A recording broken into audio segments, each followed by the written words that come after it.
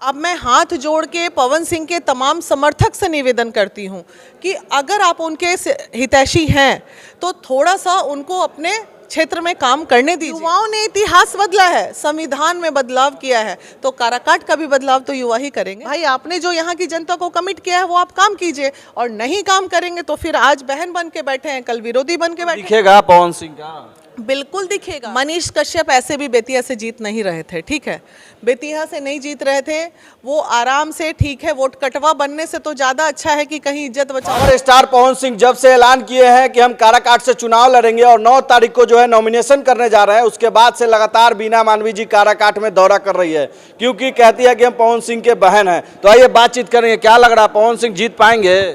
देखिए, यहाँ के युवा, बुजुर्ग, महिला, सबका आशीर्वाद जिस तरह से मिल रहा है तो हवा एकदम पवनमय है। लोगों में ये फील आ रहा है कि नहीं, कुछ बदलाव काराकाट में होगा।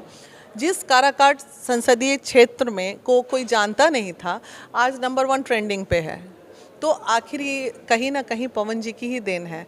तो डेफिनेटली विकास की बात अगर हम कर रहे हैं और विकास यहाँ नहीं हुआ तो लोग बोल रहे हैं कि ई आएगा तो क्या करेगा। अरे तो हम ये पूछते हैं जो पहले थे वो क्या किए, वही बता दो ना कि हमने ये किया, हमने वो किया, हमने ये किया। अरे आपने तो कुछ किया ही नहीं।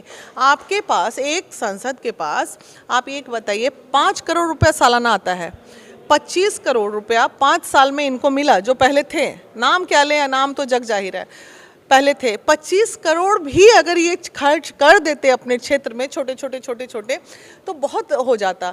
एक जो क्षेत्र से कोई सांसद चुन के आते हैं तो वो 25 करोड़ क्या, अगर वो विजन वाला बंदा होगा ना तो 25,000 करोड़ सैंक्शन करा लेगा अपने क्षेत्र के लिए। लेकिन विजन तो है नहीं इन लोगों के पास, तो कार्य करेंगे कैसे? प्रॉब्लम ये। पावर दिखेगा पवन सिंह का? बिल्कुल दिखेगा। विजन बिकता है भाई, कंसेप्ट बिकता है, लोग समझते हैं चीज़ों को।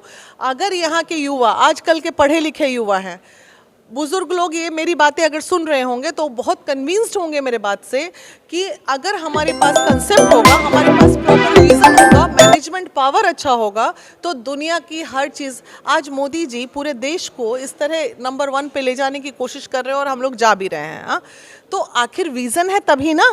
अभी तक आज के पहले कोई प्रधानमंत्री आए थे क्या आपके यहाँ ऐसे? हम गरीब देश के जाने जाते थे, उसी तरह आज के डेट में गरीब देश का ठप्पा हटा तो बिहार सबसे गरीब राज्य जाना। क्या मन नहीं करता कि हम गरीब राज्य ना रहें? हमारा मन नहीं करता कि हम भी एकदम संपन्न राज्य की तरह मेट्रोपॉलिटन सिटी में जाने जाए?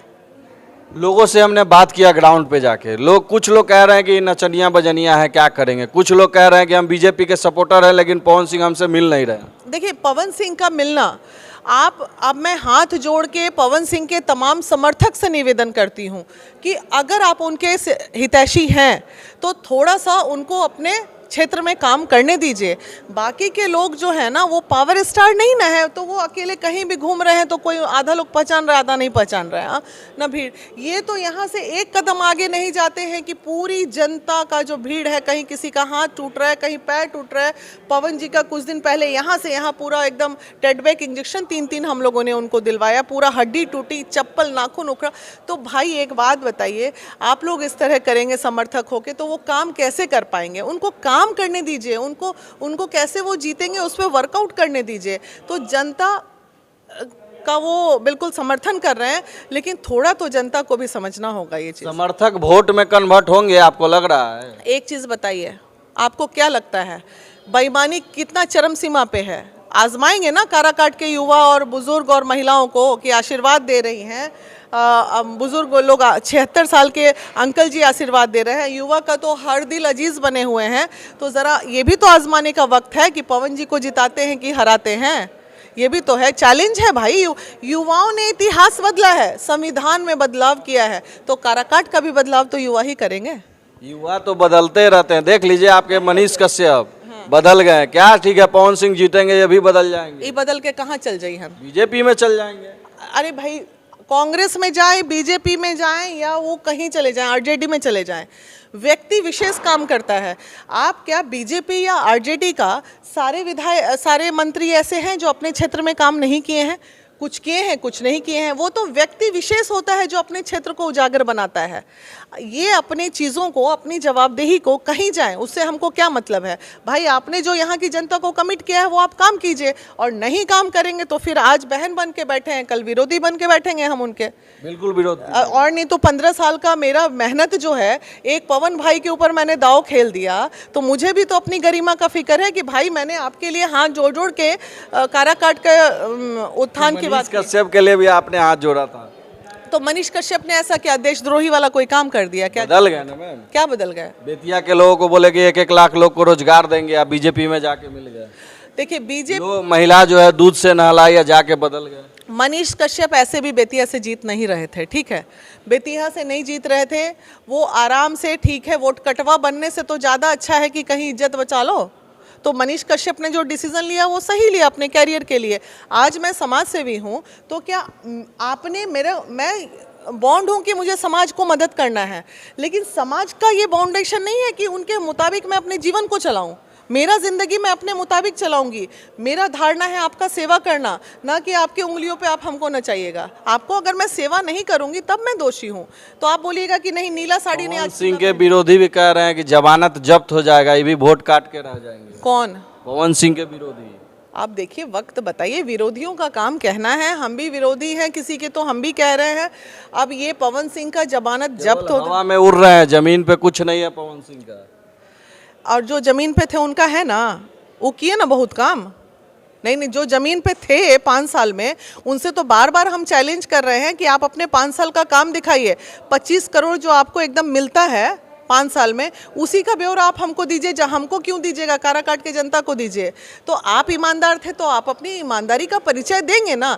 आप ईमानदार थे, पहले आप साबित कीजिए, तब दूसरे को बेईमान बोलिएगा। जो व्यक्ति आया ही नहीं उससे आपको इतनी उम्मीद, काराकाट की जनता को, काराकाट की जनता को जो अभी आया नहीं उससे इतनी उम्मीद, उससे इतने सवाल, और जो थे उनसे क्यों नहीं सवाल पूछ रहे हैं कि आप क्या काम किए। तो क्या लगता है कितने वोट से जीतेंगे पवन सिंह? वोट से जितना, देखिए कैलकुलेशन हमको यहाँ क्या नाम है उनका, प्रशांत किशोर, घूम रहे तो आपको पता हो। देखिए ऐसा नहीं है, ठीक है, मेरी लाइजनिंग बहुत अच्छी है, कैलकुलेशन बहुत अच्छा है, मैं अपने आप पे गर्व नहीं करती हूँ। कैलकुलेटिव बात अगर हम करें तो आपका 60% वोट होना चाहिए काराकाट में, ठीक है, क्योंकि जागरूकता ज़्यादा हो गई है पवन सिंह। 1 लाख 2 लाख 5 लाख से जीते। अरे नहीं यार, रुको ना, मैं बता रही हूँ ना तुमको, सुनो तो पहले मेरी बात। 60% वोट का मतलब है लगभग 12 लाख के करीब वोट होंगे, 10 से 12 लाख, और पवन सिंह को जीतने के लिए 4 लाख के ऊपर वोट चाहिए। तो अब यही तो चैलेंज है, देखना है कि अगर हवा है और काराकाट की जनता जो हुड़दंग मचा के चैलेंज कर रही है कि पवन भैया जिंदाबाद, तो 4 लाख वोट बहुत आम बात है, बहुत आसानी से आ जाएंगे, क्योंकि 100% वोटिंग तो कहीं नहीं हो रही है। तो ये देखने की चीज़ है, हम कैसे अभी साबित कर दें कि नहीं ये जीत रहे हैं वो हार रहे हैं। रुझान है, कभी भी कहीं भी पलट जाता है, लेकिन विश्वास अगर तगड़ा हो तो उसमें क्या ही दिक्कत है। चलिए, तो बीना मानवी जी का विश्वास है कि पवन सिंह काराकाट से जो है चुनाव जीतेंगे, लेकिन देखने वाली बात होगी जब 4 जून को काउंटिंग होगा तो कौन काराकाट के सांसद बनते हैं और देश के अगले प्रधानमंत्री कौन बनते हैं। बाकी आप लोग क्या सोचते हैं कॉमेंट में जरूर बताइएगा। जय हिंद, जय बिहार।